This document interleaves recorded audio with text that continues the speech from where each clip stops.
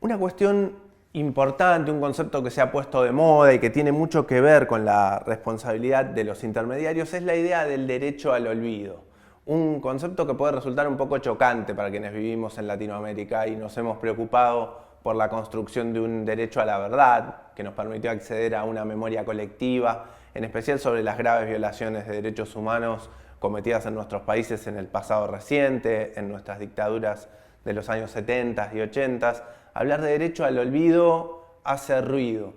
Por ahí deberíamos precisar ese concepto o usar algunas alternativas. El derecho al olvido, que se conoció como tal a partir de una serie de casos europeos que vamos a ver en breve, es en realidad el derecho a ser desindexado, el derecho a no ser indexado, a que determinado resultado de búsqueda que atañe a una persona, que constituye algún tipo de daño a la imagen, a la honra de esa persona, pueda ser desindexado. Lo interesante aquí es que no se trata de contenidos con información falsa, con información que es agraviante porque implica una violación al derecho a la imagen o porque implica una violación al derecho a la privacidad. En la mayoría de los casos que involucran este derecho a la desindexación, se trata de información verdadera. Lo que ocurre es que las personas plantean que esa información ha quedado desactualizada, ya no es válida o no es pertinente. Esto aparece claramente representado en el caso que dio origen al concepto de derecho al olvido en Europa, que es el caso del abogado y notario español Mario Costeja.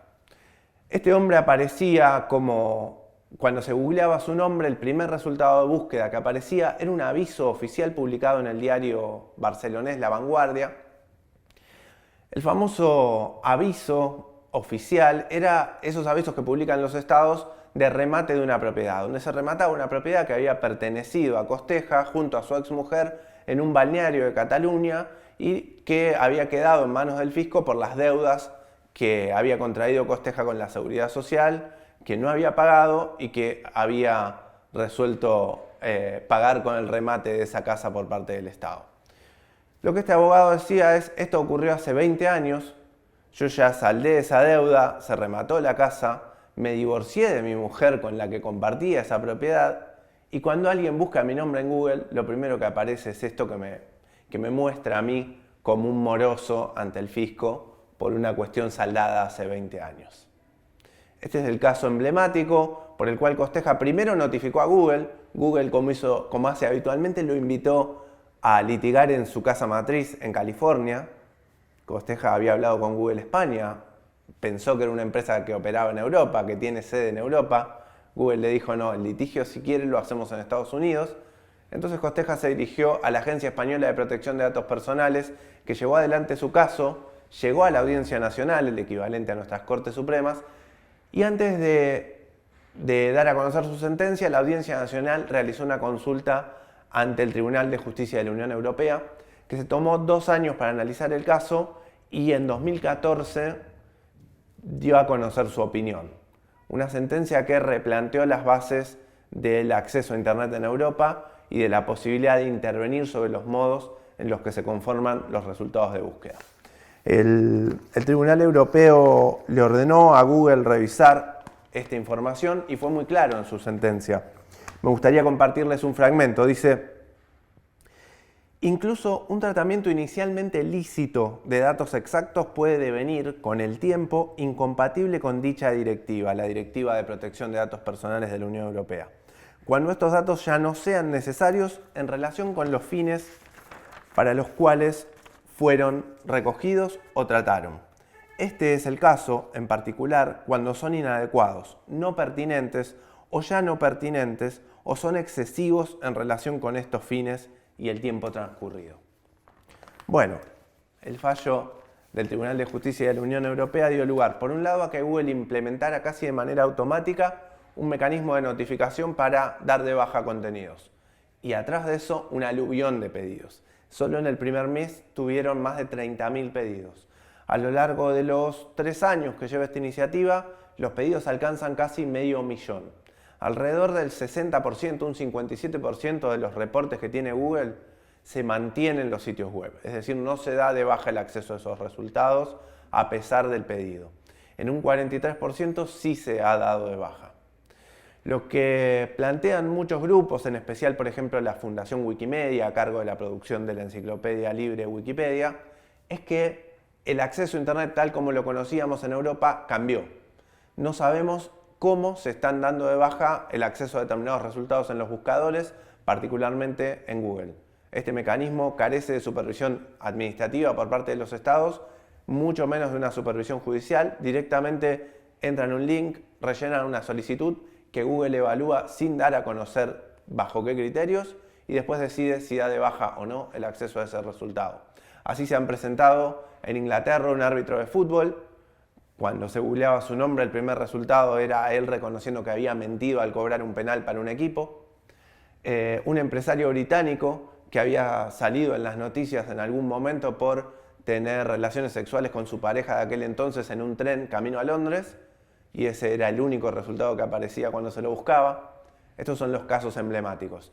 Los medios de comunicación tradicionales, en particular los diarios, fueron los que más se opusieron a este mecanismo de desindexación. Dijeron, por supuesto, que afectaba a la libertad de expresión. Tengamos en cuenta un aspecto importante. Dar de baja el resultado implica desindexarlo, que deje de estar en Google cuando se busca esa palabra, esa persona, ese nombre propio. No involucra dar de baja el resultado en su productor original, en la fuente original. Es decir, el aviso de Mario Costeja sigue estando en el diario La Vanguardia de 1998 si uno entra al sitio web de La Vanguardia y lo busca en la hemeroteca. La noticia del árbitro inglés sigue estando en los medios en que se publicó, pero no aparece en Google cuando se busca su nombre. Esto es una cuestión fundamental porque algunos estudios dicen que alrededor del 90% del tráfico se canaliza a través de los grandes buscadores. Es decir, que no esté en los buscadores no implica que no exista, pero implica que el acceso sea mucho más complejo y mucho menor, por cierto.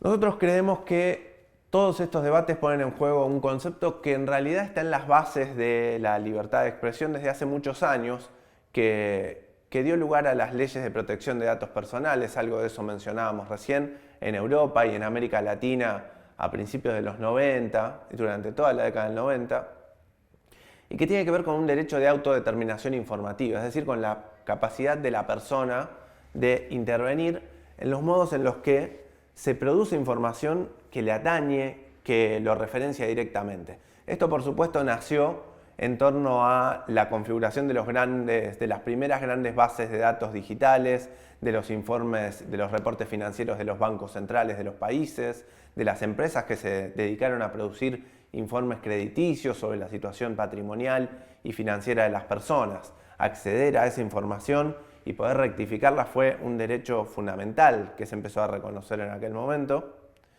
Y hoy se replantea esa autodeterminación informativa en torno a esa manipulación de información personal que hacen los buscadores cuando indexan y dan lugar a una biografía de la persona en esa primera página de resultados. Una biografía que se consulta para dar un trabajo, que se consulta para acceder a un crédito o que se consulta incluso en las relaciones personales cuando uno quiere saber quién es ese desconocido o esa desconocida. Entonces, lo que claramente aparece de la mano de este concepto de derecho al olvido, de derecho a la desindexación, es una idea de autodeterminación informativa. Lo que está en juego es la posibilidad de los usuarios de intervenir sobre esos resultados que los buscadores devuelven y que van a marcar nuestra biografía digital. Creemos que las herramientas tecnológicas están lo suficientemente desarrolladas como para garantizar otro tipo de intervención mucho mayor a la que han tenido hasta ahora los usuarios. Por supuesto que este mecanismo que se implementó en Europa es deficitario, tiene problemas como el que hemos señalado de un procedimiento opaco, pero sin embargo lo que evidencia es una necesidad. Quizá podemos pensar mecanismos mucho más participativos que pongan en juego algunos elementos de derecho de rectificación, donde las personas puedan aportar algún tipo de comentario, de información acerca de ese resultado que aparece, impugnarlo, decir por qué cambió o se puede actualizar esa información o ya no es pertinente. Los buscadores se han tomado el trabajo de devolver una leyenda cuando se accede a un contenido que infringe propiedad intelectual y no se puede ver, y el buscador se ocupa de explicarnos que infringe determinadas leyes de propiedad intelectual correspondientes al país en el que estamos accediendo.